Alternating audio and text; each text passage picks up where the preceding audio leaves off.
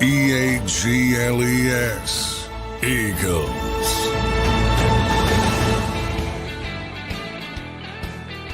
Welcome in, everybody, to the JAKIB postgame show. Week 1, the Philadelphia Eagles get the win, 34-29 over the Green Bay Packers. An up-and-down game from Jalen Hurts. 3 turnovers for Jalen Hurts. Eagles prevail in the end with a 34-29 victory. That's Dan Sileo, host of the National Football Show, a long-time football legend who's been covering this sport for 40 years and played at the highest level in the game in the NFL and played for those legendary Miami teams. We'll be joined in just a minute here by John McMullen, Eagles beat reporter. Big Sills, let me go right to you, brother.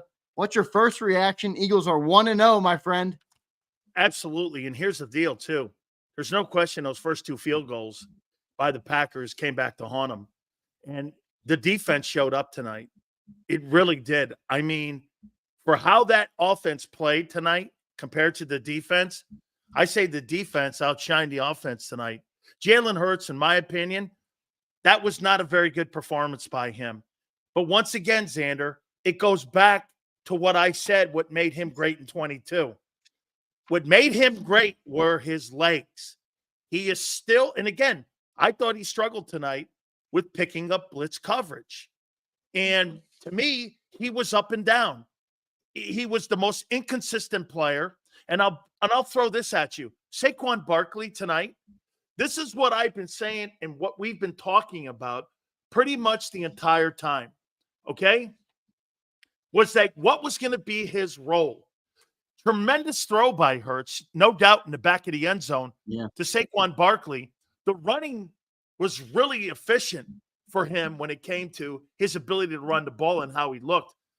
He won that game. He's a game ball guy tonight. There's no doubt about it. He was the star of that offense. Big Sales. He eclipsed 125 tonight. So, by the way, for everybody that wants to become a channel member on JAKIB Sports, we'll be giving away a jersey to one of our people. But what a game for him, Big Sales. But go ahead. Continue. Sorry to cut you off. He was absolutely sensational. I thought he did a real nice job. And again, I thought Hurts struggled a little bit. He was 50-50 when it came to picking up blitz pressure, especially in the middle. Got sacked a ton of times in there. He just did not look comfortable in that offense all night. Now, on the other side, I got to say it one more time here, man. I really thought that the Eagle defense showed up. Those first 2, and I know John's going to join us here, but I got to say this.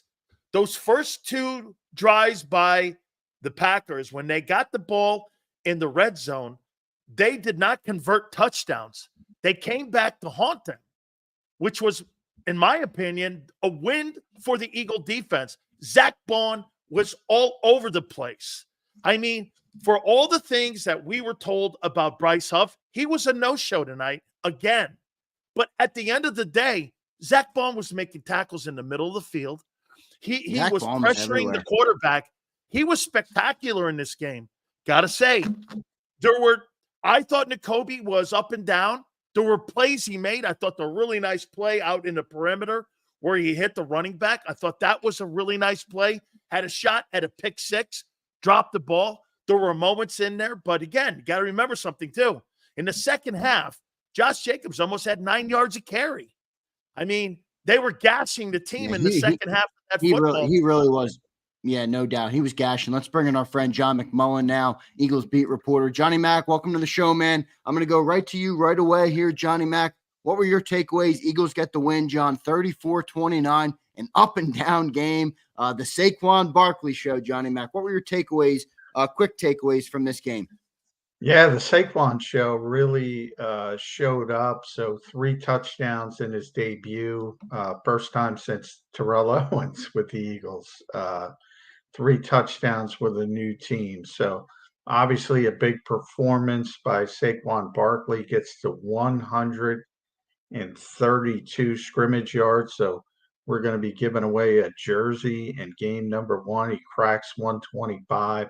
So I don't think you could have asked for a better performance from Saquon Barkley, but I think he was number 2 on the night for the newcomers. And that's because I think Zach Bond was so good. John, I didn't see that coming. John, where did that come from? I mean, all the things that Nick and Vic had been saying about him, I mean, he looked like Trent Cole out there.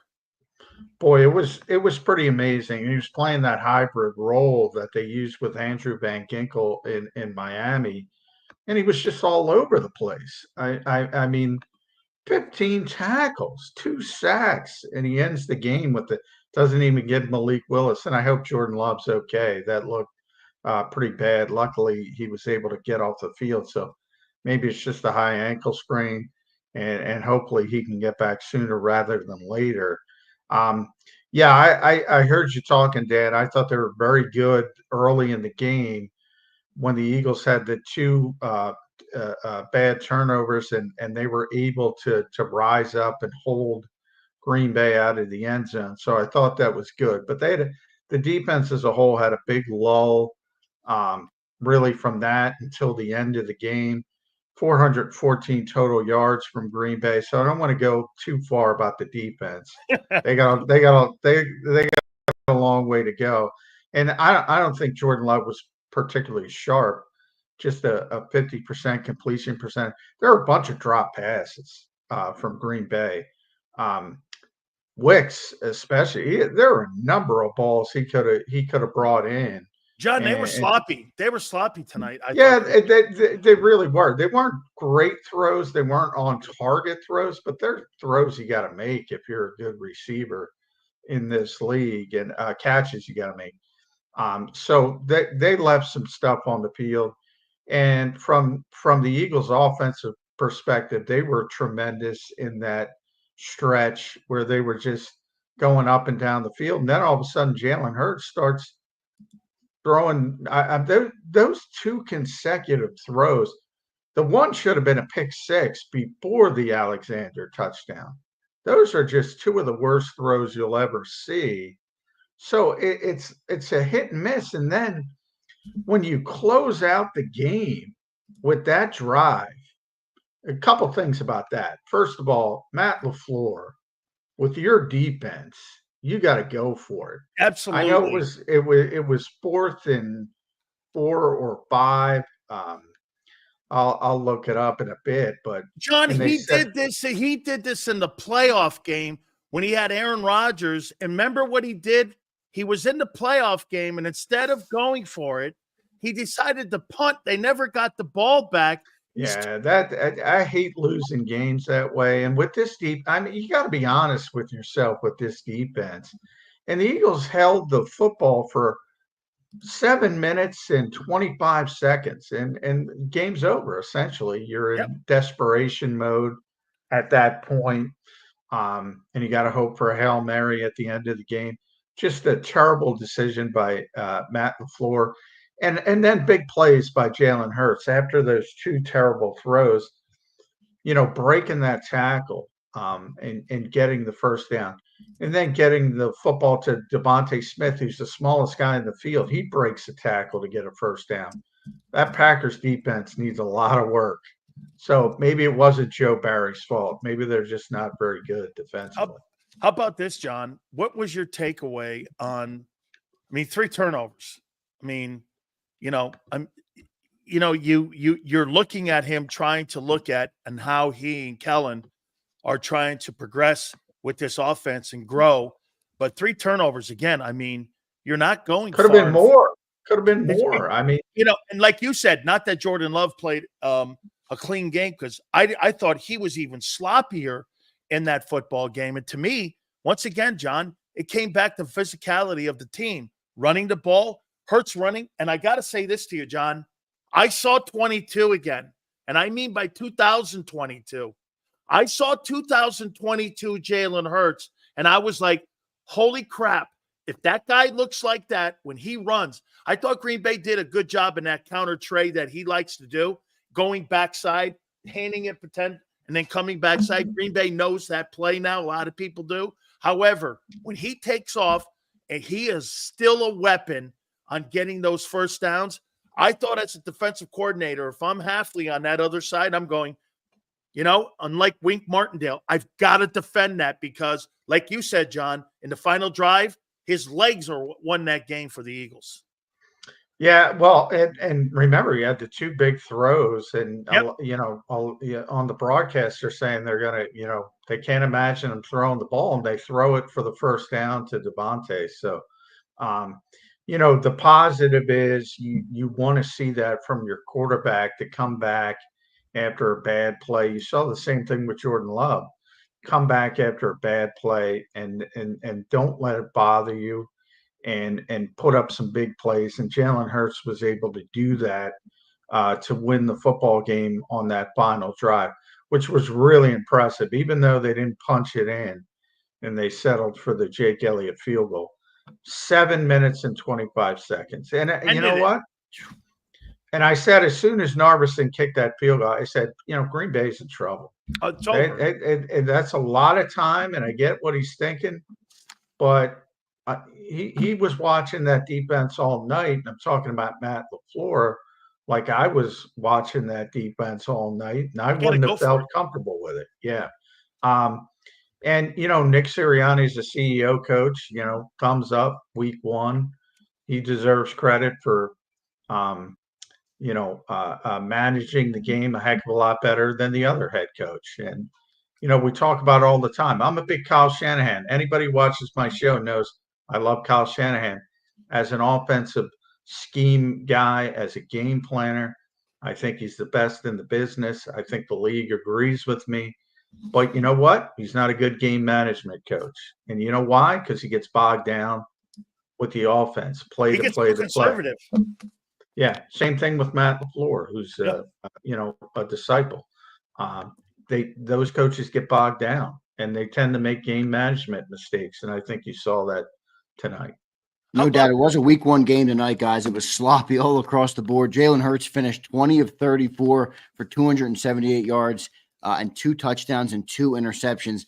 I thought he was mediocre at best tonight. I thought he was the 1 weak link on that Eagles offense. I think he's going to get better, but I did think he was weak tonight. What did you guys see from Jalen Hurts in his season debut tonight? Well, John, I'll start with you. Go ahead, John. Well, I thought, look, he made some bad decisions on certain throws, and the interceptions. Obviously, the early interception was just a cardinal sin, throwing the football down the middle of the field late. You just don't do that.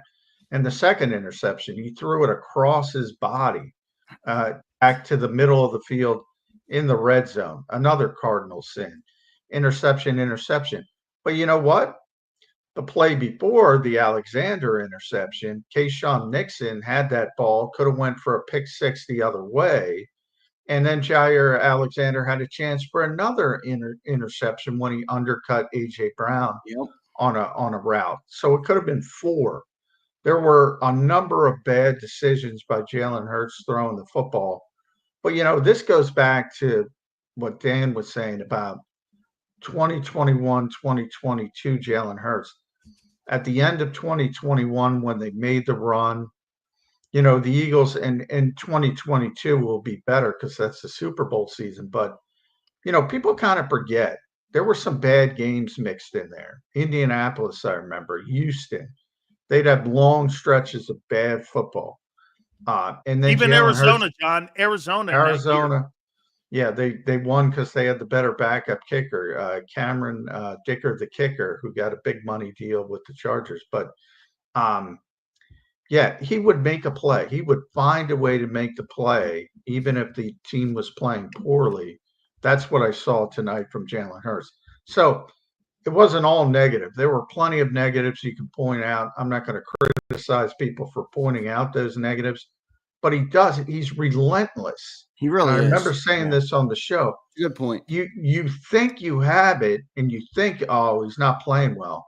And then he just comes back out, and he's relentless. So you got to play. Yeah, it's what Vic Fangio called the Packers offense, an all-day sucker. He's an all-day sucker. You got to play 60 minutes because he's going to keep coming at you. And you saw that in that final drive. Great stuff there, John. I'll go to you, Dan. What's your thought? What's your takeaway on what Jalen Hurts did tonight? Well, I thought what I said at the pregame show showed its head early with communication between Cam Jurgens and Jalen Hurts with that snap. And they had also another issue with it later in the ball game. Yep. That those guys had issues in communicating. And again, people underestimate the loss of Jason Kelce in that timing. Okay. I mean, if you notice anything, even on the tush push, you got more people behind the guys pushing than they did before when Jason Kelce was just running the tush push. They've got a kind of little different dynamic back there now compared to that, because I can tell you this, there's not a chance in hell that Cam Jurgens is as quick getting that ball up. And you know what the Green Bay Packers did? They threatened that every single time when they got in short yardage, and they made sure they wanted to see if he can get that ball up. And I thought there were some struggles in there. There was some internal pressure too. I thought Jalen was 50-50 on internal pressure because they got to him numerous times back there. But like John said, he fought his way out of that. John, I give that. You're right. You know, you sack him, he'll make a play. He gets a minus yardage play, he makes a play. That, in an essence, is pretty much who that kid is.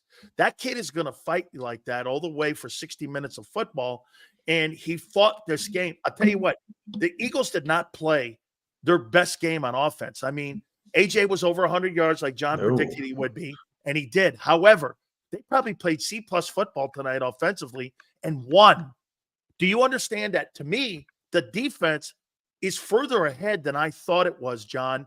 You thought it was further ahead than I did tonight. Hey, you could say this, Jordan Love didn't play well and it was sloppy. Well, guess what? That's not on the Eagle defense. If they played sloppy, in my opinion, that had a lot to do with what Vic was showing him post-snap and how he was able to do that. Gardner Johnson gets hurt. He doesn't come back in the game. They have to put McCallum. That's something to keep an eye on because that's a playmaker taken off the field. McCallum is not going to be a guy that's going to cover and make big plays back there for them. So if he's not back in that defense moving forward, again, you got another big-time passer coming up here on a Monday night against Kirk Cousins. I'm not saying Kirk Cousins is a world beater. You still have another big-time passer. You don't have a playmaker back there. But once again, I thought Zach Bond covered for Bryce Huff. Bryce Huff was SOS. SOS. I mean, he was on a milk carton tonight. I thought the whole defensive line was. I didn't see Jalen Carter much. I didn't see much of the defensive line at all. Everybody's playing on the same field, but I think the field, the guys were on skates. It reminded me. CJ came back, by the way. I did see CJ come back. So yeah, I thought overall he didn't look too good tonight, even when he was on the field. Thought he was not in run. I didn't think he filled run game. Back in the day when we had Barrett Brooks would also say this. The one thing he is a big playmaking guy, but the one thing he's not a fit guy. He doesn't have good tackling skills. You see that with a lot of playmakers. Trayvon Diggs in Dallas, they're going to give up some plays. They're going to give up some plays as well. So, it's kind of like a home run hitter. He's going to strike out 3 times, but 3-run home run. And are you saying he's Kyle Schwarber? So wait a minute. Yeah. CJ, I'm going to go back. Well, I'm an old school guy, so he's more like a Dave Kingman type who's going to give a wait a minute, John. Up in your neck of the woods, Gorman Thomas. He's one of them kind of guys. Gorman. Right? There we go. Gorman Thomas. One of those guys. Not necessarily. Not necessarily going to be the most consistent player from play to play, but he's going to help you with those big plays. And he did come back. I did see him, so that's a good thing because he's had some injury issues. So I wanted to mention that. But Reed Blankenship, man, that interception. And by the way, that was a great interception. That was a bad throw by Jordan Love, but that was a great interception. And did you notice who carried that receiver? I forget who the receiver was, but do you notice who carried the receiver down the field, down the seam that made that throw so difficult? It was Zach Bond. I'm telling you, that was a monster performance by Zach Bond. That's where I'm going next. Is Zach Bond and the linebackers. I want to get your take on Nakobe Dean as well. Johnny Mack, you went there, so I'll start with you. Zach Bond and Nakobe Dean, what'd you see tonight? Well, Zach was the best player on the field defensively by a wide margin. I mean, a wide margin. Nakobe had his ups and downs. He had the great play where he blew up the back and they were trying for the screen pass. He should have had a pick 6. He wasn't able to corral it, but he got caught, on play action once. His eyes were in the backfield, and I think it was Kraft got like a 30-yard gain. So still some issues in pass protection. I thought he was fine. I didn't think he was splashy, or probably people would think about his performance differently if he got that interception, but he wasn't able to get it. But I think he's going to continue to be the starting linebacker. I don't think there's any concern there. And yeah, I do think, again, both teams are playing on it, and the Packers were slipping all over the place too. But I do think that affected the pass rush, specifically with the guys up front. And Huff was on skates. I know people are disappointed with his performance. Even Jalen Carter. I mean, Jalen Carter was able to get in there, and he and Josh Sweat sort of teamed up on that hit at the end of the game on Jordan Love, and it wasn't dirty by any stretch of the imagination. Again, we hope he's all right, but you didn't see a lot from those. The footing was really bad. I mean, I wasn't there, obviously, but it seemed really John, bad for both. Yeah, you could see it, man. People were. John, I mean, slipping I and saw Jordan Love. It's a I saw disgrace. Jordan Love slip 5-6 times. I thought it was a disgrace that the NFL would put those players, both teams, on that field and not have it properly ready to play. And it was. Yeah, they don't care. It was and that again goes back into how these guys don't give a crap about these players like this with that. It was a complete disgrace. I had more NFL guys going, are you watching this? And I'm going like, typical NFL. They don't care about this stuff. And once again, that was an absolute disgrace. You would never see that in any NFL stadium around, except maybe in Pittsburgh, where they have horrible footing in Pittsburgh. But outside of that, most of the fields are absolutely sensational, except when you take a team across and you play international ball games. I mean, I know you want to make a buck, but at the end of the day, that was absolutely atrocious in how they put those players on the field. And I agree with you, John. I agree. I'll tell you this too, John. I thought Josh Sweat set the edge, but as I also said on the program, I thought that Green Bay would run those stretch plays. That's how they got that one touchdown run. They got that stretch play outside, and they were able to break, contain, and get outside. And I thought it tired him out because in the second half, I mean, Josh Jacobs was averaging almost 9 yards a carry. Yeah, he looked. I thought he was washed.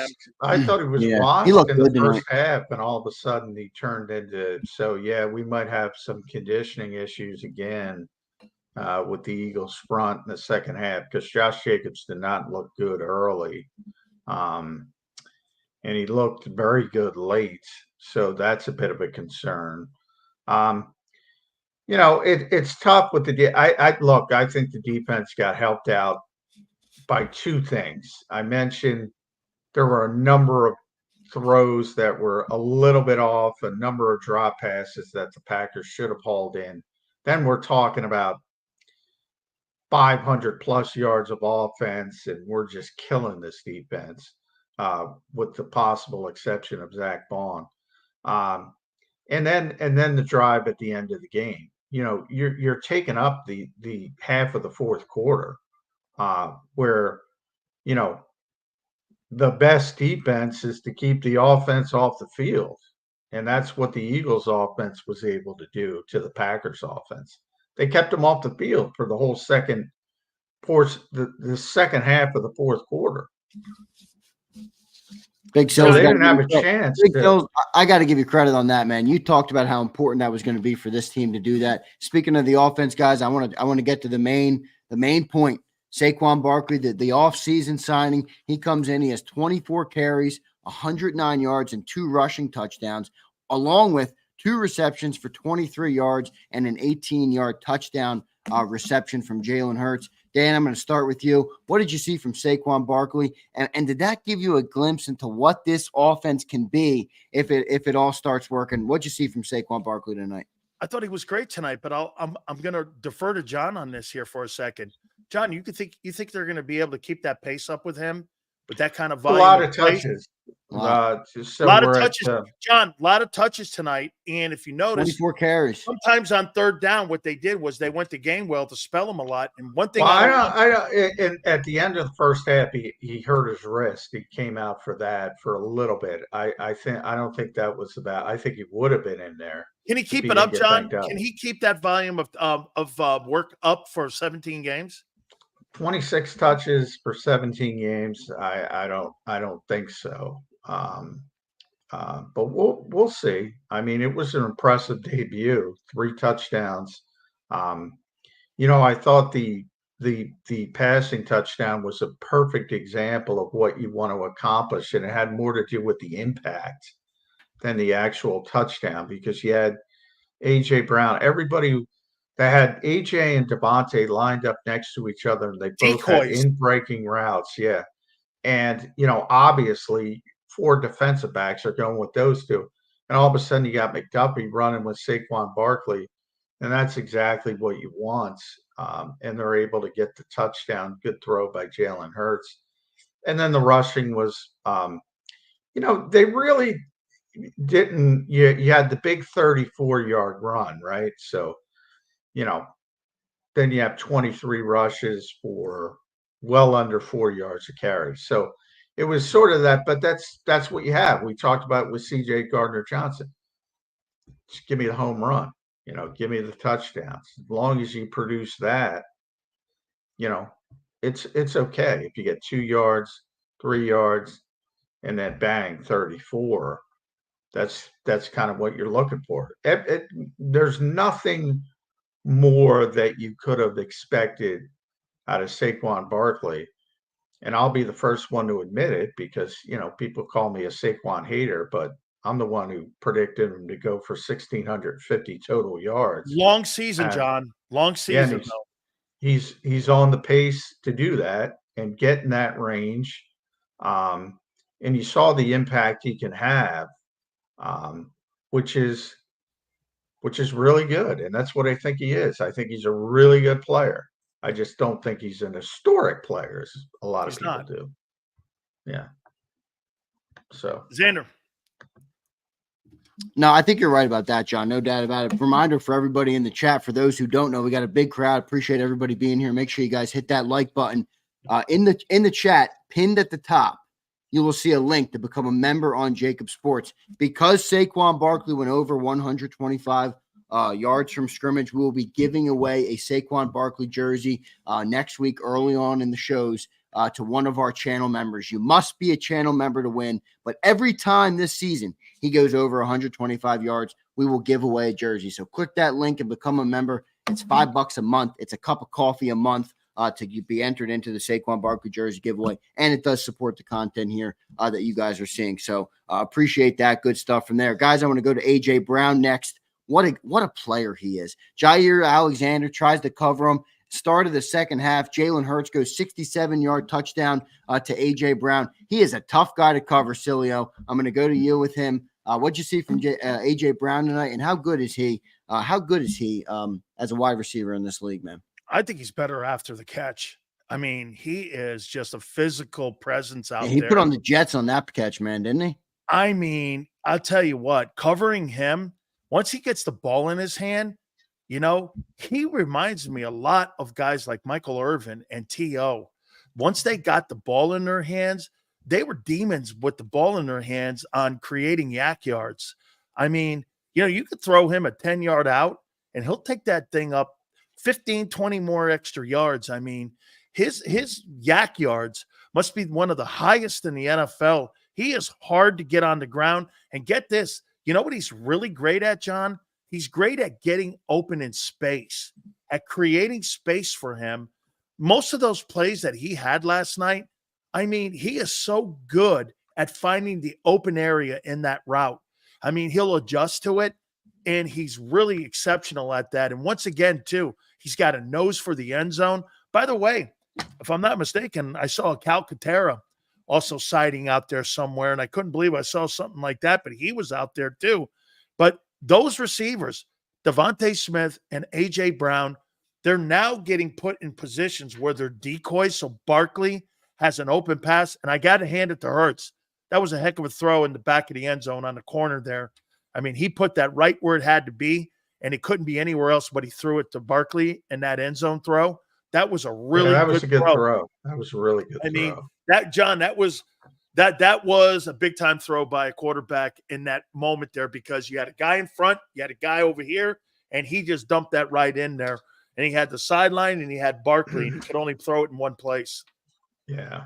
With AJ, yeah, I mean, dude's like 230 pounds, and he's running away from Jair Alexander, who's like a 4.38 guy coming out. You know, and the impressive part about that is he used his physicality to kind of push through contact before he caught the ball, and then just ran away from the guy. Um, Yeah, I mean, he's the best pure football player on the Eagles. He's been that since he's, got here 2 years ago. I think that continues even with the addition of Saquon Barkley. He's the best football player the Eagles have, and he's really difficult to stop. Um, you know, and I think you'll even see it more when Jalen Hurts gets more comfortable as the season goes on with these blitz pickups that he's going to see. And you saw some success. You saw one to AJ tonight. But those quick bang 8 routes, slant routes, who's going to get around that body? Nobody. You know, it's funny. The Eagles are bottom 5 throwing the football over the middle of the field, just from a volume standpoint. They were bottom 5 in the NFL last year. But when they did throw it over the middle of the field, they were top 5 in effectiveness, meaning when they did do it, it was really effective. And that's because AJ, what corner's matching up with that body? It's like a power forward blocking out to get a rebound. Who's getting around that body? And then he's got the athleticism of a guy who's 30 pounds lighter. He's a physical freak. And, that's part of this game. He really is. One more question, guys, before we get to our first commercial break. I thought Quinyon Mitchell was great tonight. John, I'm going to start with you on Quinyon. What did you see from the rookie corner out there? I thought there were a lot of positives. And there's certain guys, Reed as well, Quinyon, some N'Kobe, and Zach obviously set himself apart, Zach Bond. The only guy I'm going to call great tonight on defense is Zach Bond. Everybody else, there were some nice flashes, but I do think people have to realize they were getting gouged pretty good. Yep. And for a long portion of that game. And again, there were some missed passes by Jordan Love that probably aren't going to usually happen. I didn't think Jordan Love was too sharp tonight. No, he wasn't at all. That's what I'm saying. Yeah. And there were a number of passes, Wicks specifically. He had 3. I'm just looking at it. Wicks had 3 targets, no catches. Every single one of those balls he should have caught. Were drops. And he didn't bring them in. They weren't easy catches because they were off target a little bit from Love, as I said, but all of those passes should have been caught. And again, if that stuff happened, you're talking about a defense giving up 500 plus yards and more points than they gave up. And they won the game. And you and I, Zander, both had scores around. I had 33-28 Eagles. And what'd you have? 34-31? Yeah, 34-31. Matt Bird points out we got it pretty close. I was pretty close in the score. Yeah, final was 34-29. Yeah. Yeah, I had 33-28. I was right there. Yeah, we were both right there, Johnny Mac. Yeah. So, I mean, 29 is a lot of points, 410, 414. Think about this, guys.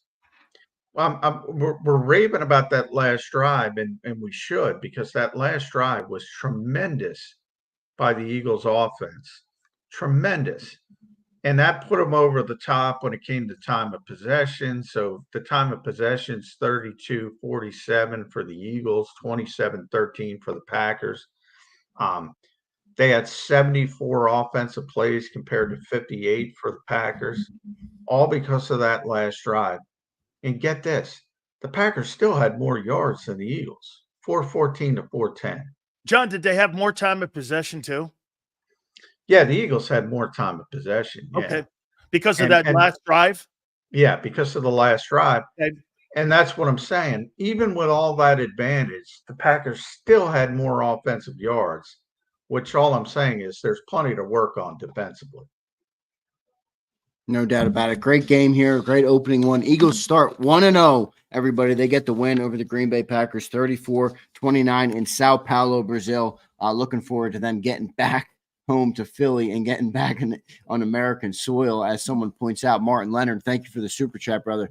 That field was trash. Luckily, someone didn't get hurt. No doubt about it. Johnny Mac and Dan both just talked about it. We'll get to our first commercial break. We'll come back. We got another segment here with Johnny Mac and Dan Sileo on the other side. Appreciate everybody being here. Make sure you guys hit that like button. The JAKIB postgame show will be back in 3 minutes.